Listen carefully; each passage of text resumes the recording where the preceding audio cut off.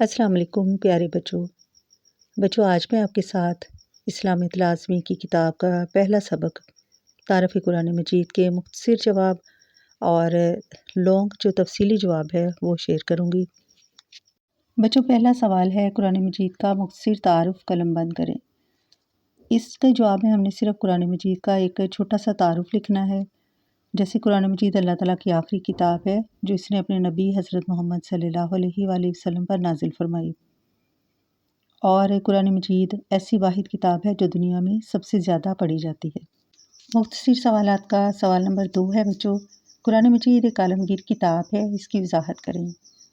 جواب میں ہم لکھیں گے قرآن مجید اللہ تعالیٰ کی آخری عالمگیر کتاب ہے،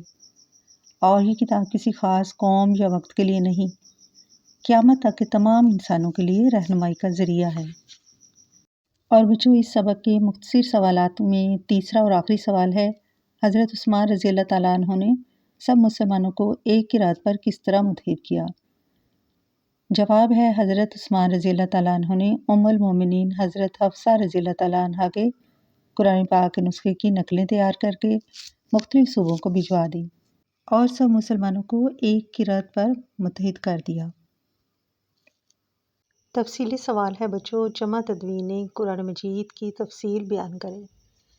یعنی قرآن مجید کو جمع کر کے کتابی شکل میں لکھنے کی ضرورت کیوں محسوس ہوئی۔ اس کا پہلے ہم آغاز کریں گے ایک چھوٹی سی ہیڈنگ کے ساتھ، پھر اس کے بعد جہاں سے آغاز ہوا تھا یعنی دور خلافت حضرت ابوبکر صدیق رضی اللہ تعالیٰ عنہ میں، ان کے دور میں جب جنگ یمامہ میں قرآن مجید کے سینکڑوں یعنی کئی سو حفاظ کرام شہید ہو گئے، تو یہ محسوس کیا گیا کہ اگر آئندہ بھی کسی بھی جنگ میں حفاظ کرام جنہوں نے قرآن مجید کو حفظ کیا ہوا ہے اس طرح شہید ہوتے رہے تو کہیں قرآن مجید کا کوئی حصہ ضائع نہ ہو جائے، اس لیے قرآن مجید کی جمع و تدوین کا آغاز کیا گیا، یعنی قرآن مجید کو ترتیب دے کر ایک کتابی شکل کی صورت میں اسے جمع کرنا۔ اس کے بعد بچوں دوسری ہیڈنگ دینی ہے حضرت زید بن ثابت کی سربراہی، یا آپ اس سے اس طرح بھی لکھ سکتے ہو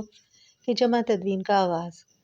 کوئی بھی آپ ہیڈنگ دے سکتے ہو اسی ٹاپک میں سے، یعنی اس پیراگراف کے اندر سے۔ یہاں پر ہے کہ حضرت زید بن ثابت رضی اللہ تعالیٰ عنہ عہد رسالت میں یعنی نبی کریم صلی اللہ علیہ وسلم کے زمانے میں بھی کتابت وحی کا فریضہ انجام دیتے تھے، وحی جو بھی نازل ہوتی تھی اس کو لکھا کرتے تھے، اس لیے حضرت ابوبکر صدیق رضی اللہ تعالیٰ عنہ نے قرآن مجید کو جمع کرنے کا اہم کام ان کے سپرد کیا۔ ان کی سربراہی میں یہ عظیم کام مکمل کیا گیا اور قرآن مجید کو کتابی صورت میں مرتب کر لیا گیا۔ اس کے بعد تیسری ہیڈنگ ہوگی حضرت عمر فاروق رضی اللہ تعالیٰ عنہ کا دور۔ حضرت ابوبکر صدیق رضی اللہ تعالیٰ عنہ کی وفات کے بعد قرآن مجید کا یہ جمع شدہ نسخہ حضرت عمر فاروق رضی اللہ تعالیٰ عنہ کے پاس محفوظ رہا اور آپ رضی اللہ تعالیٰ عنہ اس کی حفاظت کا خاص اہتمام کرتے رہے۔ نیکسٹ ہیڈنگ ہے حضرت حفصہ رضی اللہ تعالیٰ عنہ کی تحویل میں قرآن مجید۔ حضرت عمر فاروق رضی اللہ تعالیٰ عنہ کے بعد قرآن مجید کا نسخہ ام المومنین حضرت حفصہ رضی اللہ تعالیٰ عنہ کے پاس رہا۔ سب سے لاسٹ میں بچوں آپ نے لکھنا ہے حضرت عثمان رضی اللہ تعالیٰ عنہ کا دور خلافت۔ حضرت عثمان رضی اللہ تعالیٰ عنہ کے دور خلافت میں قرآن مجید کی تلاوت کے طریقوں میں اختلاف پیدا ہونے لگا،